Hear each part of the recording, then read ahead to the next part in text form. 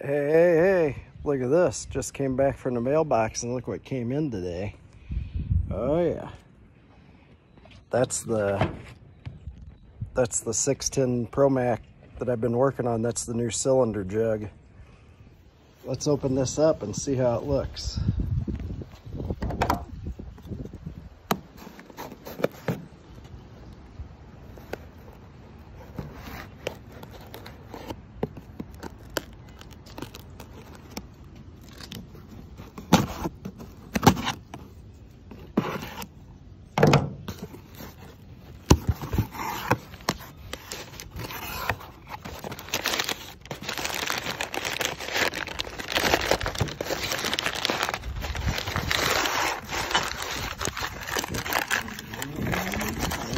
Let's see. Yeah, there's the bottom.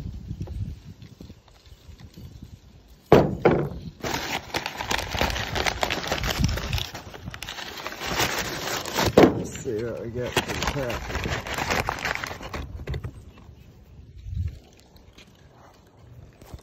There it is. There's the new jug. It's the 610 Super Pro, so it's got the bigger exhaust port on it like the 650 had. Yeah. It's nice. Look at that. Look at that. Now we gotta get to work putting that back together so we can go run it. It'll be fun. It'll be fun, it'll be fun. Look at that exhaust port. Just as a comparison, look at the difference between the two. That's the original 610 Pro Mac. See how small that exhaust port is? This is the newer style Super Pro, and it has the bigger exhaust port. Should make quite a bit more power. I think they said about 30% more power. So, anyway, that's how it is. Let's put this thing together here. Morning, guys. I just last night went up to the mailbox and I got some things in the mail here. And I think today we're gonna finish up putting the old 610 Pro Mac together, because I got my gaskets for my oil pump and all that in, and I think this is the last piece I was waiting for. I think this is my new oil pump. So if this is the oil pump, which we'll see here real quick, we should have all the parts to put it together. So yeah, let's see what we got. I'm getting kind of excited about it. I've been a while now. I've been waiting to put this thing back together. So let's see what we got here. Yep. Look at that. There it is. Genuine McCulloch parts. There's the oil pump, new old stock. So we got the gaskets and we got the pump. And then I think I showed you guys the other week, or well, I didn't post it yet, but we got the cylinder in here the other week too, which is a Super 610 cylinder. It's got the bigger exhaust port ported out on it, just like the 650 had. Just doesn't have the compression release like the 650. But other than that, it should perform. It's got the modified transfer ports too, like the 650 would have had. So yeah, I think we've got pretty much everything to put this thing back together. So let's get started on it and see if we can't get this thing running and going. All right, we'll move over to the workbench and get working on it. All right, guys, I got all my parts I needed to put the 610 Pro Mac together. It's been apart for a long time. I think I took it apart all the way back in December maybe, is when it the compression went down on it and it just didn't have any power anymore. Yeah, it didn't want to stay running on me. So anyway, I pulled it apart to see what was going on. The compression was way down, and I haven't cleaned any of this up either. I just haven't had time. I've been doing too much other stuff, but yeah, down in the cylinder, down in there in the bore, if you can see down in there, well, you probably can't because of the light, but what happened is in here by the transfers, the chrome started peeling right above between the transfer and the intake port, and right under the intake port, it started peeling the chrome real bad on the cylinder, and it also did it on the other side too, over here on the exhaust side. And I have no idea if this saw was ever rebuilt or anything, but yeah, it definitely was shot.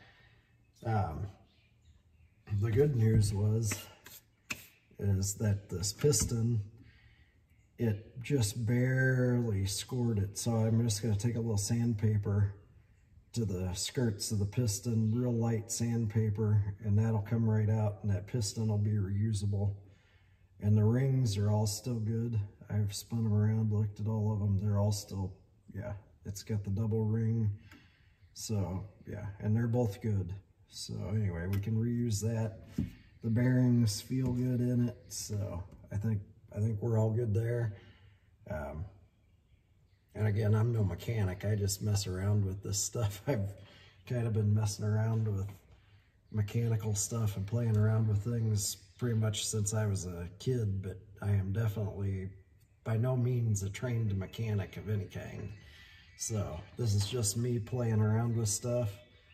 And, you know, anyway, so I gotta get this stuff cleaned up, the oil case and all that, so we can put this back together, and we'll get moving here, and we'll see you here in a minute. All right, guys. Well, I got those parts soaking over there, getting cleaned up. Why don't we see what we can do with these piston skirts? I got some gray Scotch-Brite here, which is light, like 800 to 1,000 grit, I think, something like that. We'll just cut off a little piece here with a pair of scissors, and we'll try that out and see if we can get those scuffs out of there. See what we can do.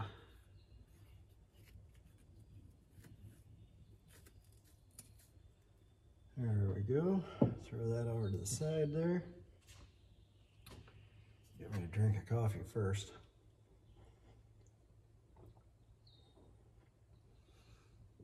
Gotta have that in the mornings. All right, can you see that? I know I didn't take the flywheel off. Most people would, but in this case, I didn't need to. I wasn't changing anything. The bearings are all good. They look good, so I'm just leaving it all together, and I'm just gonna put the case halves back together. I'll clean everything up after I'm done. So anyway, that's just the way I'm doing it. It's probably not the right way, but that's how I'm gonna do it. So anyway,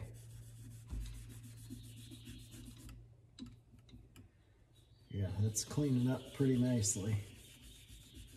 I think that's gonna work out pretty good. And I'm not going in a straight motion. As you can see, I'm kind of going in circles, so I don't create a up and down symmetrical scratches that'll allow, you know, anything to go by or to catch on anything in the new cylinder. So just clean it up good. It's getting smooth feeling. Yeah.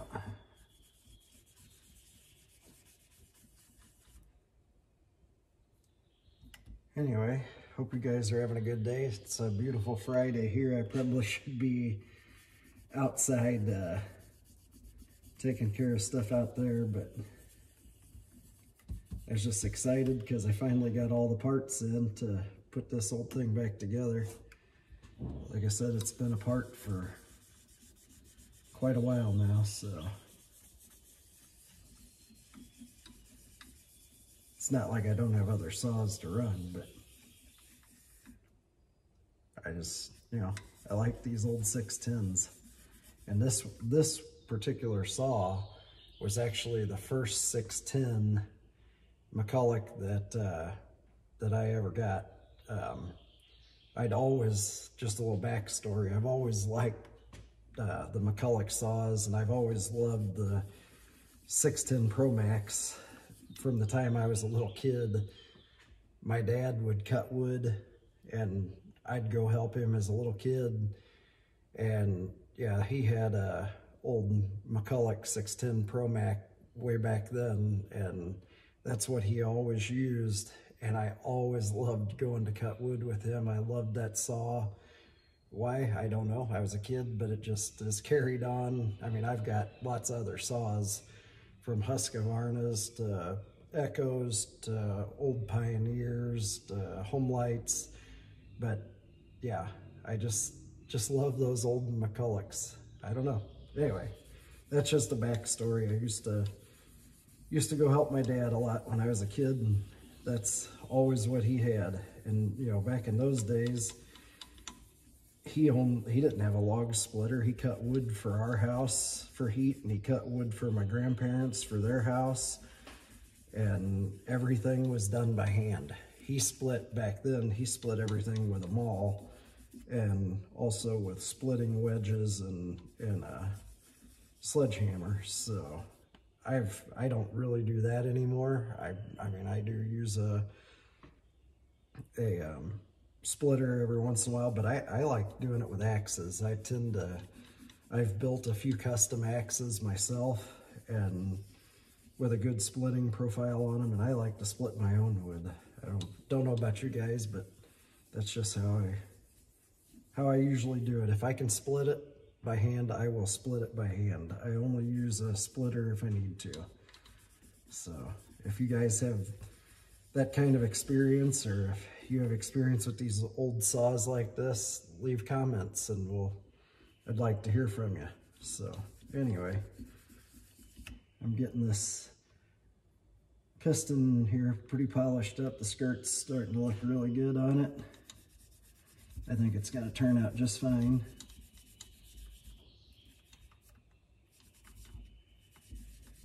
So get that edge. I always like to get the edges because you never know if there's something on an edge that can catch something. You know, your piston goes by your intake port on a 2-cycle, and it goes by your exhaust port, and those are both good places for something to catch because it's an opening and a hard edge. Usually they're chamfered inside the cylinder, and you know, the piston won't catch on any of that, or the rings. But if you've got something that's sticking out, it can create a problem quick. So yeah, we'll just keep working on this a little bit right here and make sure that's all good and smooth, and then we'll go clean those parts up. They're soaking, and then we'll try to put this thing together.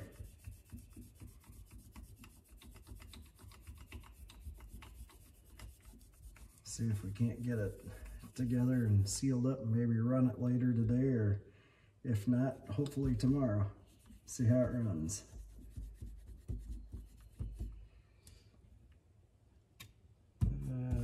Let me get a rag here to wipe that down with. And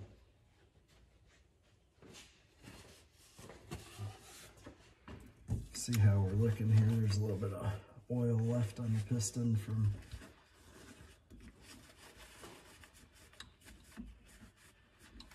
oh yeah, it's looking pretty good. That is looking pretty good. Hit it a little more here.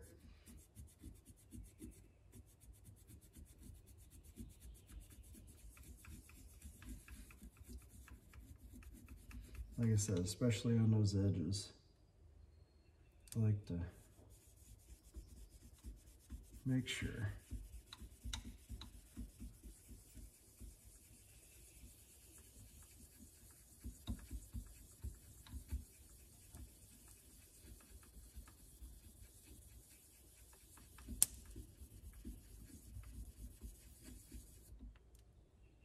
Anyway, I went outside this morning I took the wood out from in here because now it's warm. We aren't going to burn the wood stove anymore this year, and I took the leftovers out back to the wood shack this morning and went to unload it. I took the wagon back there, and I had an interesting experience.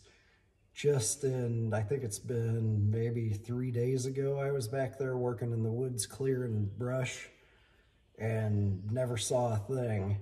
And this morning, I've got a wood pile in my wood shack completely full of honeybees. So, yeah, they are coming and going out of there. They moved in that quick. So, I don't know if you guys have ever had an experience of that, but I'm gonna have to figure out how to get rid of those. So. And I don't want to do it, you know, I don't want to kill them. I want to move them without doing that. So anyway, I just wanted to share that with you. That was just an experience I had this morning, and I'm going to have to try to get resolved. So, because I can't even stack my wood in there right now. It's bad. They're everywhere. And I kind of took a little video of that. I'll post it up, and maybe somebody's got a helpful tip on that for me. So we've got a bunch of redbud trees back there by the back of the shop and by the shack and that, and there's some dogwoods and all that's blooming, and I guess that attracted the bees back there, and for some reason they must have decided that my wood pile was a good spot for a new hive. So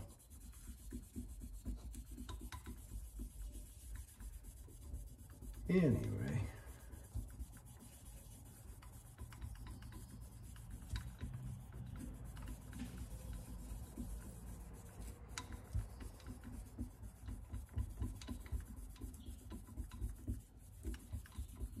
all right.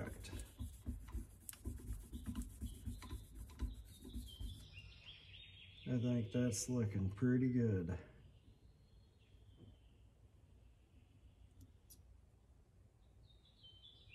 I don't feel any edges on anything that can catch. The scratches are all smooth now.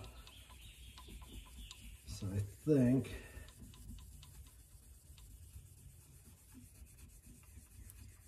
think we should be good with that.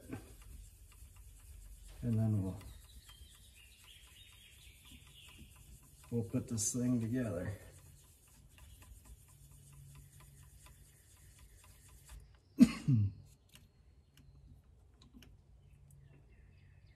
And I always make sure I'll clean all this off real good after sanding it, because you don't want any of that sanding stuff to go through your new engine. So make sure if you do this, you do a really good job cleaning everything back off again.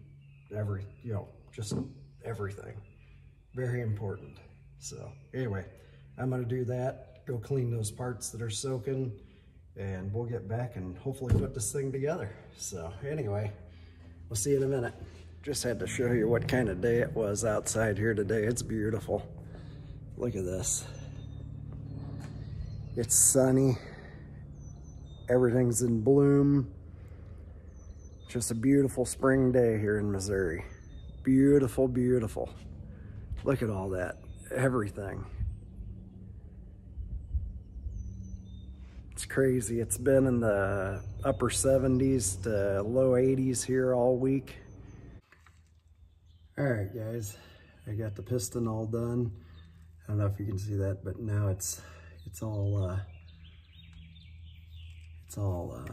smooth, and yeah, the scratches are all smooth and gone. So anyway, the piston's ready to go back in, or it's ready to go back together. Anyway, I got to clean it up a little bit, but other than that, it's ready. So anyway, we'll get that cleaned up, and yeah, we'll start putting this thing together.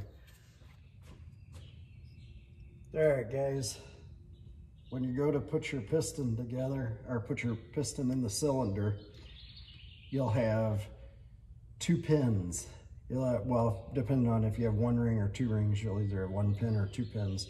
But each ring has a pin that is notched out of into the piston itself, and your ring gap needs to go where that pin is, and that's where you squeeze your rings in, and then you can put it down into the cylinder.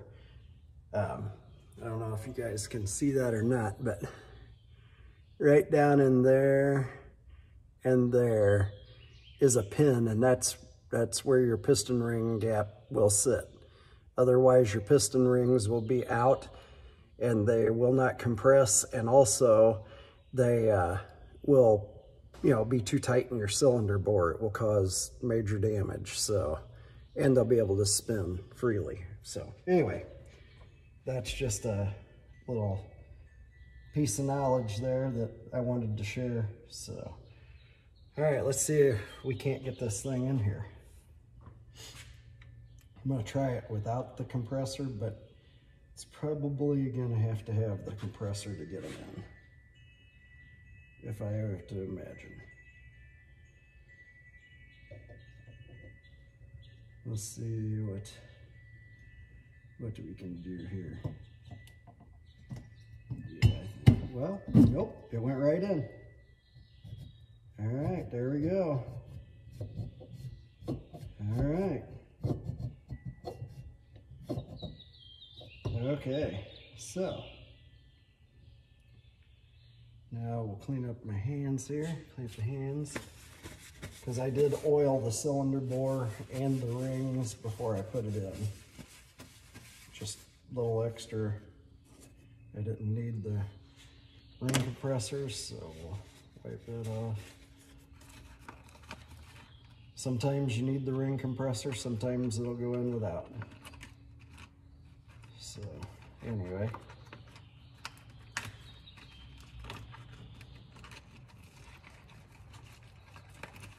I took a little break here for a little bit, and I went out and I cut some more of that honeysuckle underbrush a while ago. So now we're back in here to get at it again. Okay, let me get, I thought I had my bottle of brake cleaner. I need some brake cleaner here.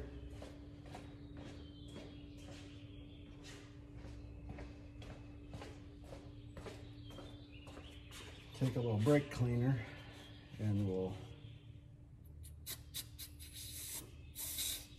wipe off the surfaces again, because I got some oil and all that stuff when I was oiling the cylinder bore. So oil that, or I mean, not oil it, we'll wipe that off with a little brake cleaner so we can seal it with our Moto Seal. Okay, everything should be pretty good. We got the base, or the crankcase, we got that all cleaned up, and it looks ready to go in there.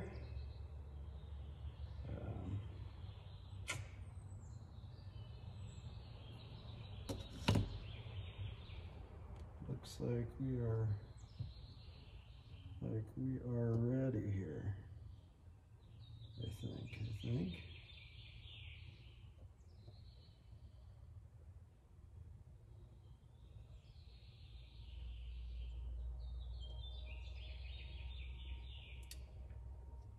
I think that will be just about good. Make sure everything fits good. Make sure your bearings are in there good. And then we'll pop that back out real quick. I had that stuff cleaned up already. We'll put a little Moto Seal under it and around it. we'll put this thing together, because as far as I know, it seems to turn pretty freely, so I think it'll all go good.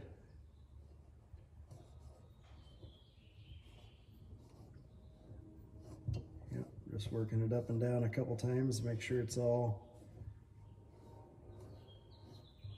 smooth and working good and easy, and it is. So all right, let's pull this up, shoot some Moto Seal in here. We'll put this thing together. What do you say? Maybe we can get this thing out and run it later today. Could be fun.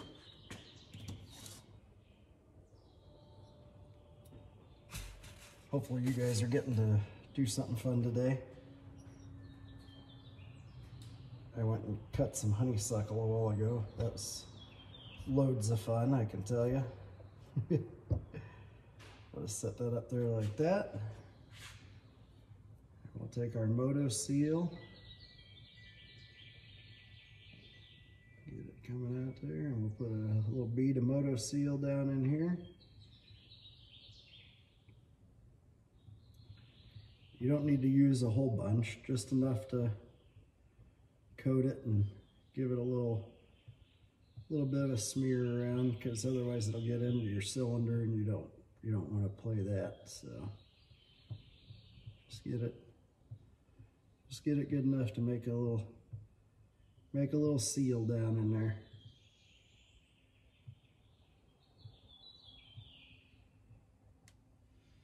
Any extra you just take and you wipe it off. Well, actually, I'll put a little bit on this side too while I get it on there, and then I won't wipe it off. Put a little bit on there, and then I'll use my fingers to wipe it around. That's just the way I do it. Other people might do it differently, I don't know. But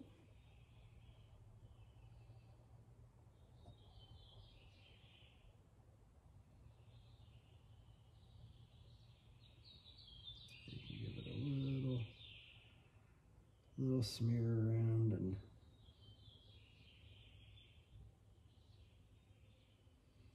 that should do it. Like I said, you don't need a ton, because it will spooge out on the inside if you get too much, and that just creates a situation you don't really want. So yeah, just take and make it just enough to, and on that outside edge, you want a good seal on that outside edge. So let that sit for just a minute. You're supposed to let it sit for a minute before you tighten it down or seal it down. So we'll let that sit for just a minute before we set those bearings back down on there.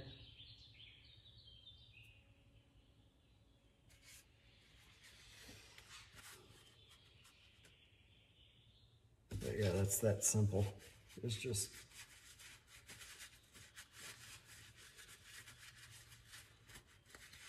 I'm not using a base gasket on this because I want the compression to be as high as I can, because it's already a ported cylinder, and might as well keep with that and get as much performance out of it as you can. I run 100 octane low lead aviation fuel in all my chainsaws, and actually in all my power equipment, everything, even lawnmowers and everything, except for the big mower that's a diesel. But yeah, so I've got the gas to make up for the compression and all that, so it's no big deal to me. So anyway, we'll let that sit for a second, and I'll get right back to you here. All right, guys. We'll let that sit and dry up for a little while. And while that's doing that, we'll go, I'm gonna go do a few other things that I gotta do today, and then I'll come back to this in a little while and I'll get back with you. I don't know, that may be on another video because this has already been long enough probably for the day. So probably I'll put this one out as a part 1, and then I'll put a part 2 out of me later today, putting this the rest of the way together and hopefully getting it running. Maybe we can go get a little bit of cutting some wood with it. So anyway, hope you all have a good day. Be kind to each other. The world has got a lot going on right now. Just everybody calm down and just, yeah, be happy. Everybody needs to just be happy. Create your own happiness, and yeah, anyway, it'll be great. I'll talk to you guys soon. See ya. Oh yeah, and of course too, if you guys find this helpful, if you like it, yeah, anyway, give me a thumbs up and subscribe if you want to. It helps me out a lot. And I appreciate each and every one of you from the bottom of my heart. It means a lot to me. So anyway, we'll see you later, guys.